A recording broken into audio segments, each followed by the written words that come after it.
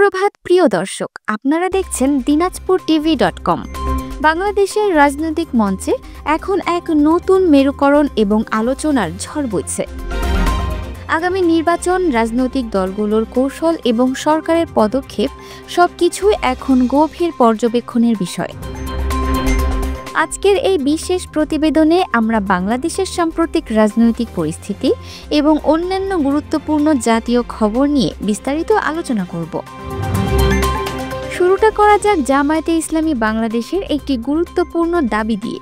সম্প্রতি দলটির পক্ষ থেকে ঘোষণা করা হয়েছে যে তারা একটি সুষ্ঠু ও নিরপেক্ষ নির্বাচনের জন্য আনুপাতিক প্রতিনিধিত্বমূলক নির্বাচন পদ্ধতি বা পিআর পদ্ধতি বাস্তবায়নের জন্য গণভোটের আহ্বান জানাচ্ছে। দলটির সেক্রেটারি জেনারেল অধ্যাপক মিয়া গোলাম পারওয়ার স্পষ্ট করে বলেছেন, বর্তমান পরিস্থিতিতে কেবল আলোচনার মাধ্যমে এই সমস্যার সমাধান সম্ভব নয়। জামায়াত মনে করে প্রচলিত নির্বাচন পদ্ধতি ত্রুটিপূর্ণ এবং এতে কারচুপির সুযোগ থাকে। তাই একটি নিরপেক্ষ এবং সবার অংশগ্রহণের মাধ্যমে গঠিত সরকার নিশ্চিত করতে এই নতুন পদ্ধতি অপরিহার্য।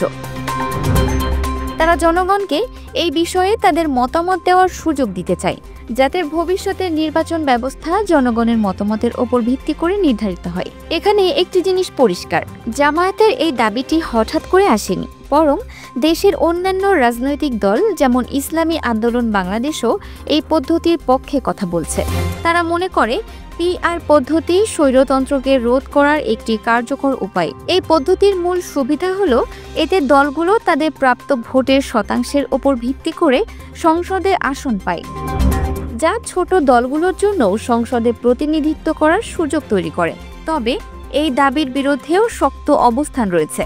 বিএনপি সিনিয়র নেতা রুহুল কবির রিজভী বলেছেন, পিআর পদ্ধতি গণতন্ত্রকে বিভ্রান্ত করার একটি চেষ্টা এবং এ বিষয়ে জনগণের কোনো আগ্রহ নেই। তিনি মনে করেন এই পদ্ধতি জনগণের পরিচিত রাজনৈতিক সংস্কৃতির সঙ্গে সাংঘর্ষিক, কারণ মানুষ স্থানীয় প্রার্থীকে ভোট দিতে চায়, কোনো দলীয় তালিকাকে নয়। অন্যদিকে প্রধান বিরোধী দল ও বিএনপিও নিজেদের ঘর গোছাতে ব্যস্ত। বিএনপির ভারপ্রাপ্ত চেয়ারম্যান তারেক রহমান সম্প্রতি জানিয়েছেন, দলের মধ্যে দুর্নীতি, চাঁদাবাজি এবং অসদাচরণের কারণে ৭,০০০-এর বেশি দলীয় সদস্যের বিরুদ্ধে সাংগঠনিক ব্যবস্থা নেওয়া হয়েছে। তিনি তার ফেসবুক পেজে বলেছেন, এই সিদ্ধান্তগুলো নেওয়া সহজ ছিল না, তবে শৃঙ্খলা ফিরিয়ে আনার জন্য এটি অপরিহার্য। তিনি আরও বলেছেন যে শৃঙ্খলা দুর্বলতা নয়, বরং এটিই তাদের শক্তি। এই পদক্ষেপের মাধ্যমে বিএনপি জনগণের আস্থা ফিরিয়ে আনার চেষ্টা করছে, বিশেষ করে তরুণ প্রজন্মের, যারা রাজনীতিকে কেবল ক্ষমতার খেলা হিসেবে দেখে না, বরং একটি স্বচ্ছ ও জবাবদিহিমূলক ব্যবস্থা চায়। এই শুদ্ধি অভিযান বিএনপির রাজনৈতিক ভাবমূর্তিকে নতুন করে সাজানোর একটি বড় প্রয়াস, যা আগামী নির্বাচনের আগে দলটির জন্য খুবই গুরুত্বপূর্ণ। এরই মধ্যে অন্তর্বর্তীকালীন সরকারের কর্মকাণ্ড আলোচনার কেন্দ্রবিন্দুতে রয়েছে। প্রধান উপদেষ্টা প্রেস সচিব শফিকুল আলম জানিয়েছেন যে রাজনৈতিক দলগুলোর মধ্যে যে মতভিন্নতা রয়েছে তা সমাধানের জন্য জাতীয় ঐকমত্য কমিশনের সঙ্গে আলোচনা চলছে।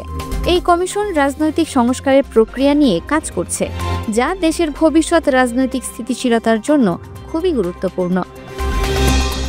তবে তিনি স্পষ্ট করে বলেছেন যে রাজনৈতিক দলগুলোর নেতারা জাতিসংঘ সাধারণ পরিষদের অধিবেশনে সরকারের অংশীদার হিসেবে অংশ নেবেন, যা নির্বাচন কেন্দ্রিক কোনো মধ্যস্থতার জন্য নয়। এই বিবৃতি থেকে বোঝা যায় যে অন্তর্বর্তীকালীন সরকার নিজেদের নির্দিষ্ট লক্ষ্য নিয়েই এগিয়ে যাচ্ছে এবং আন্তর্জাতিক ফোরামে তাদের অবস্থানকে আরও শক্তিশালী করতে চাইছে।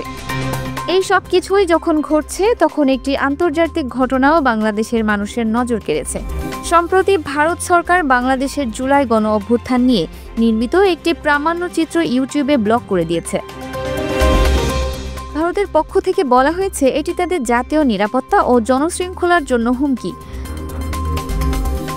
৩৬ জুলাই রাষ্ট্র বনাম নাগরিক নামের এই প্রামাণ্যচিত্রটি ভারতের সৌমিত্র দস্তিদার পরিচালনা করেছেন। তিনি নিজেই বলেছেন তিনি এই সিদ্ধান্তে অবাক। এই প্রামাণ্যচিত্রটিতে বদরুদ্দিন ওমর, তাসনিম খলিল সহ বেশ কিছু গুরুত্বপূর্ণ ব্যক্তিত্বের সাক্ষাৎকার ছিল।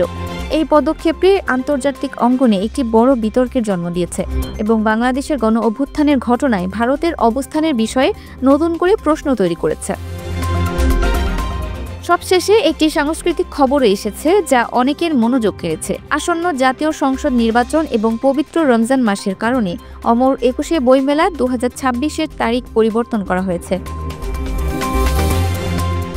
এবার মেলাটি ২০২৫ সালের ১৭ সেপ্টেম্বর থেকে শুরু হয়ে ২০২৬ সালের ১৭ জানুয়ারি পর্যন্ত চলবে। বাংলা একাডেমির এক সভায় এই সিদ্ধান্ত নেওয়া হয়েছে।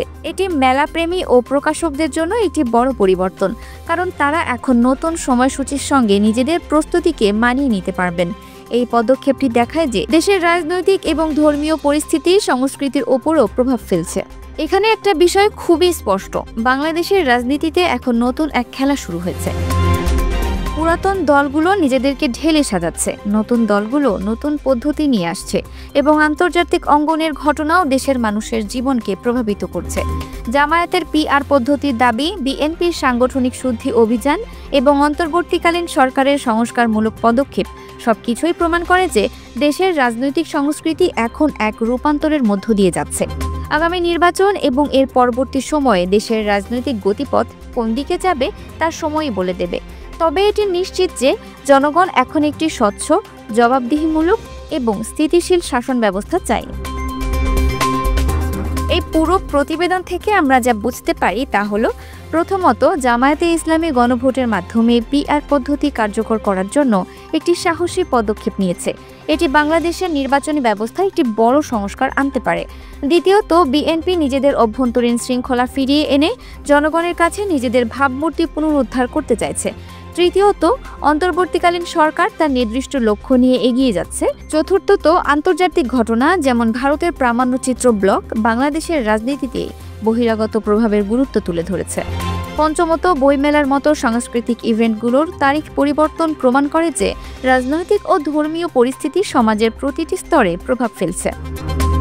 এই সব কিছু থেকে একটা কথাই বলা যায়, বাংলাদেশের রাজনীতিতে এখন কোনো কিছুই স্থির নয়। প্রতি মুহূর্তে নতুন নতুন ঘটনা ঘটছে এবং নতুন নতুন সিদ্ধান্ত নেওয়া হচ্ছে, যা দেশের ভবিষ্যৎকে নতুন করে সাজাচ্ছে। এই পরিবর্তনগুলো দেশের মানুষের জন্য কী বয়ে আনে তা দেখার জন্য আমাদের আরও অপেক্ষা করতে হবে। Multimedia desk, Dinajpur TV. Dinajpur TV, মানুষের জীবনের কথা বলে।